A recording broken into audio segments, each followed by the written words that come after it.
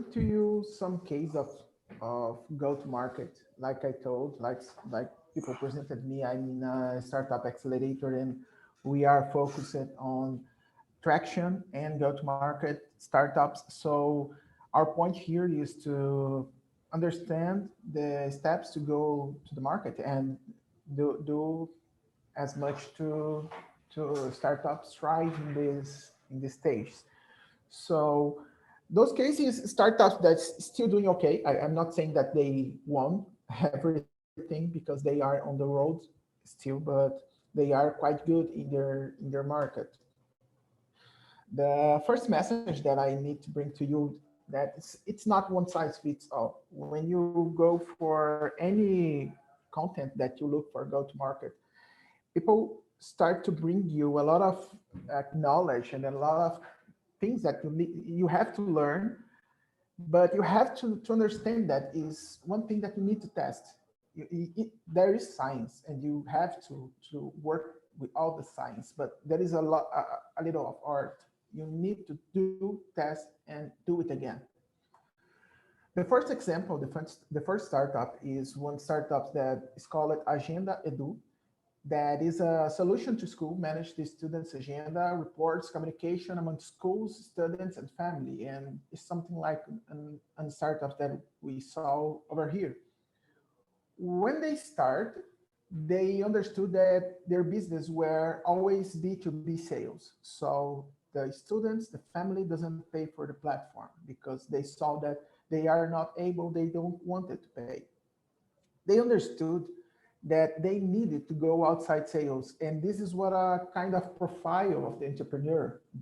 He liked it so much to go to the streets, to talk to people and do the outside sales. So their strategy to go to market was to pick up a car and travel in Brazil, something like 100 kilometers. I don't know how much is this in miles, but it's kind of too much, and started to sell because they know where the school are and when to sell, because schools tend to pay the most in the beginning of the classes. So they need to learn how to sell to these schools. So he just picked up a car and started to knock on doors and start to sell. And at the end of the travel, they get 20 contracts. So they just had gone. Not too not too much study and a lot of jobs, a lot of things to do, and they get good results. Another case is a case that it's called UpMe. Is an app and a platform that helps beauty salons to manage their agenda, reservation, financial, and operations. And they transact between they help the beauty salons to make their agenda. The beginning, in the beginning, they started with the marketplace. And when they got to the marketplace, they understood that it's not a good way to charge the client, charge per operations. So they pivot to B2B2C, and they changed the outbound market. So they made a lot of things in outbound. They paid so much, they expand so much, and they go to pay traffic to get their customers, their clients.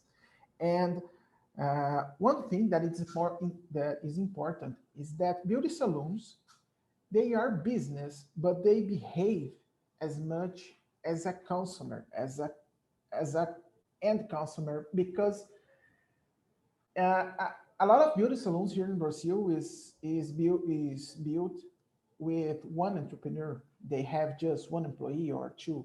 So their behavior is not as a business with a lot of departments and something like that. They are just people, and their behave when they gone to pay traffic was a good strategy. And they gone not just for paid traffic, but pay, study, and learn what they get in the paid traffic. Uh, One thing that I saw when people tend to pay traffic is just pay for the traffic, pay Google, Facebook, Instagram, and just wait.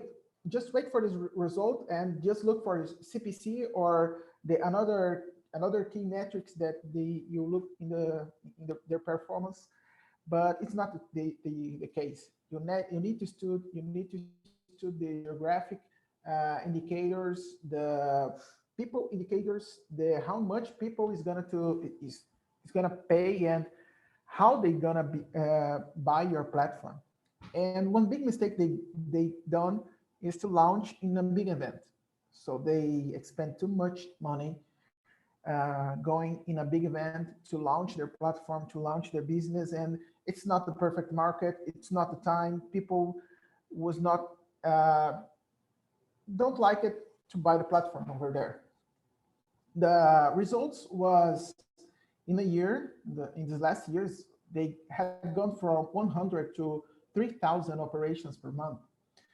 They had in the last 20 months 23 operations, and they gone in their North Star metric growth 37% per month. So it's a great traction plan, and it's a great traction way that they are going. Another one, and I have just two more, is Service is a white label solution to business build advantage and loyalty clubs. One thing that they had is to pivot to B2C, from B2C to B2B. And they had gone to paid traffic to hybrid sales with organic traffic. They anchored some clients, something like a soccer team, as a marketing strategy. So there is a soccer team here in our state, which one is the biggest one, and they built the advantage and loyalty plan for the soccer teams. So this plan gave them not too much profit, but it was the perfect portfolio to sell to another business that they want. Results was 70 clients after 18 months after pivoting. The MRR of them 30K, which in reais, which is like 6,000, and they are having a growth of 250 points percentual in 2021. So it's a good growth.